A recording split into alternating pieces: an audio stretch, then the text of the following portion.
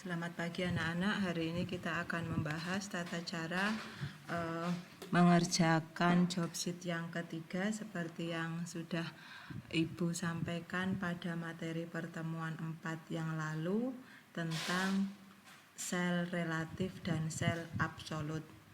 Untuk sel relatif dan absolut ini kita implementasikan pada contoh soal sebagaimana tertera di sini.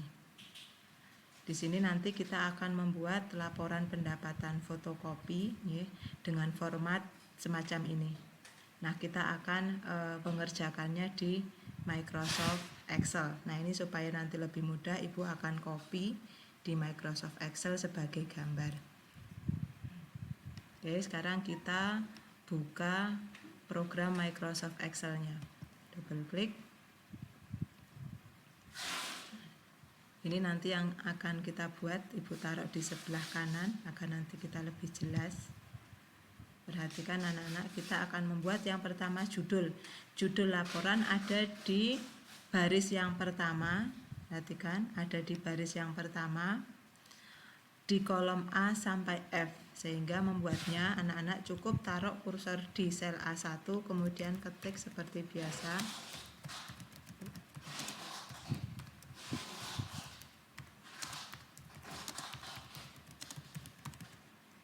Pindah baris kedua, tekan enter.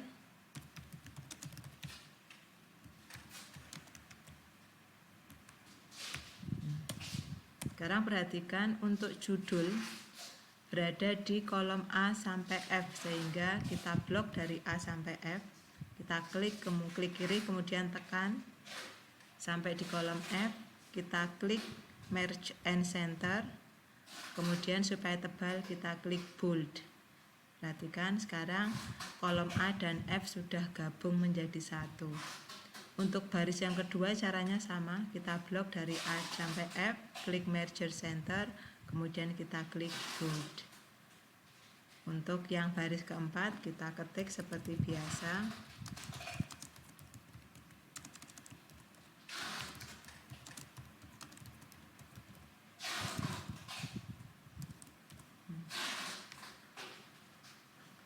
Tarif fotokopi biasa Rp150, kita ketik cukup 150 saja tanpa embel-embel Rp. Karena ini merupakan data tipenya numeriknya. Numerik kita akan setel dengan mata uang.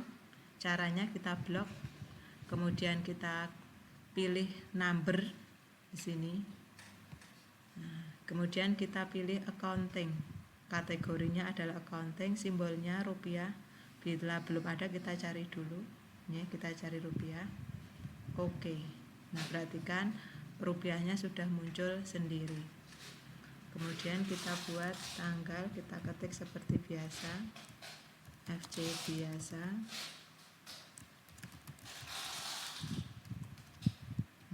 Untuk tanggal ini kita gabung baris 7 dan 8. Caranya di blok, kemudian klik merger center, tengah, atas bawah, tengah, kiri, kanan. Fotokopi biasa kita gabung baris di 7 ke kolom B dan C, kita gabung. Sama caranya kita gabung. Nah, ini kita copy saja. Klik kanan Ctrl C atau kita bisa blok dulu, blok, kemudian klik copy. Hasilnya ditaruh di D8, kemudian kita klik paste. Nah, hasilnya seperti itu. Kemudian di kolom F kita ketik jumlah pendapatan. Nah, jumlah pendapatan kita lebarkan sedikit. Perhatikan jumlah pendapatan di sini tulisannya atas bawah, maka kita gabungkan baris 7 dan 8 merger center. Nah, supaya tulisannya numpuk karena tidak muat, maka kita klik wrap text. Sudah selesai. Tanggal 1 sampai 10 kita cukup ketik 1, 2, kemudian blok, kemudian kursornya, pointernya kita taruh di sebelah kanan bawah sampai berubah menjadi tanda plus kecil, kemudian kita tarik ke bawah sampai muncul angka 10. Selesai. Kemudian di sini kita ketik jumlah Nah, untuk memberi border kita blok lagi, caranya seperti tadi. Kita tinggal pilih di sini border, kita pilih yang all border. Untuk pembuatan tabelnya sudah selesai, tinggal kita rapikan saja, misalnya dipertebal. Nah, di sini kalau misalnya garisnya ingin berbeda karena ini judul tabel, kita bisa klik kanan, format cell, pilih border. Nah, misalnya diberi garis 2, kita pilih ini garis 2, taruh di bagian bawah. Perhatikan. Nah, sudah berubah menjadi bergaris 2. Bisa juga kita beri warna, kita blok lagi, misalnya kita beri warna hijau. Nah, mudah sekali, tabelnya juga sudah cantik. Nah, ini kita tengahkan. Nah, bila mana ini terlalu lebar bisa kita sempitkan sedikit, bisa. Nah, di sini juga sama, ini bisa kita tebalkan, kita beri warna hijau juga bisa. Hasilnya seperti ini. Nah, untuk pengentriannya kita misalnya tanggal 1 jumlah fotokopi biasa adalah 105 lembar. Kita ketik biasa 105. Gunakan enter atau panah bawah untuk pindah ke baris berikutnya.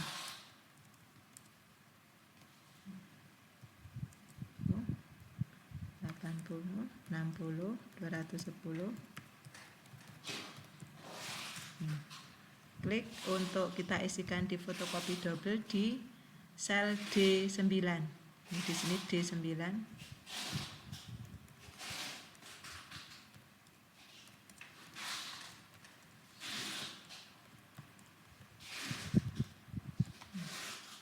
Kemudian untuk mencari nilai nominal hasil fotokopi biasa, perhatikan ya.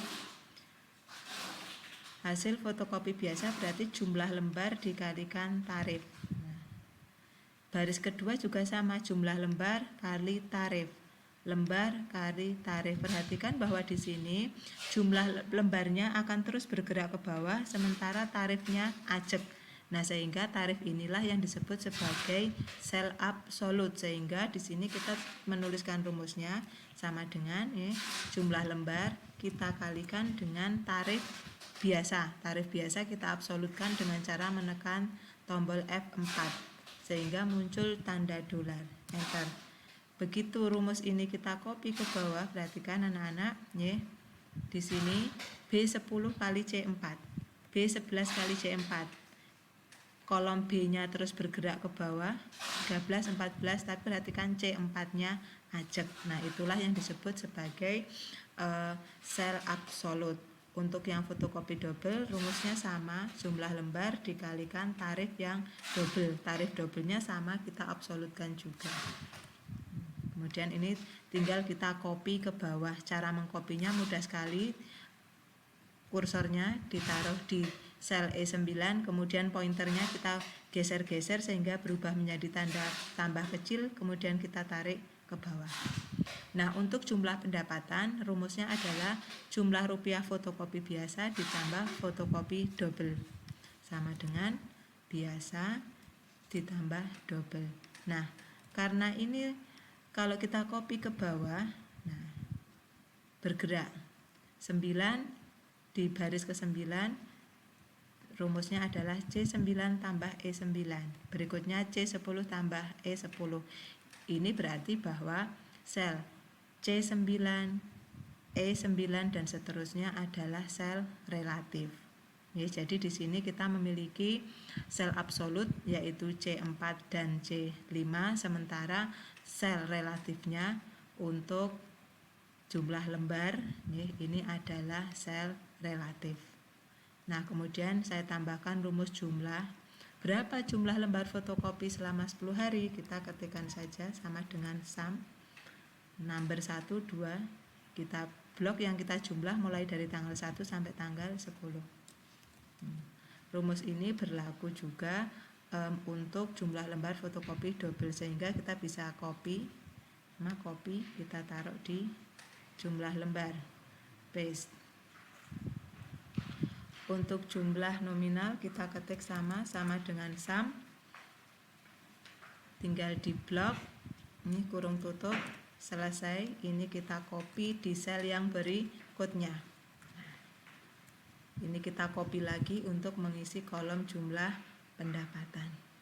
Nah, demikian untuk penyelesaian job sheet yang ketiga dengan topik sel relatif dan sel absolut. Nah, setelah ini selesai, berikutnya kita akan simpan. Cara menyimpannya seperti kemarin ya, kita klik file, kemudian save. Nah, kita tentukan lokasi di mana mau menyimpan. Sini misalnya Bu beri contoh nyimpannya di D.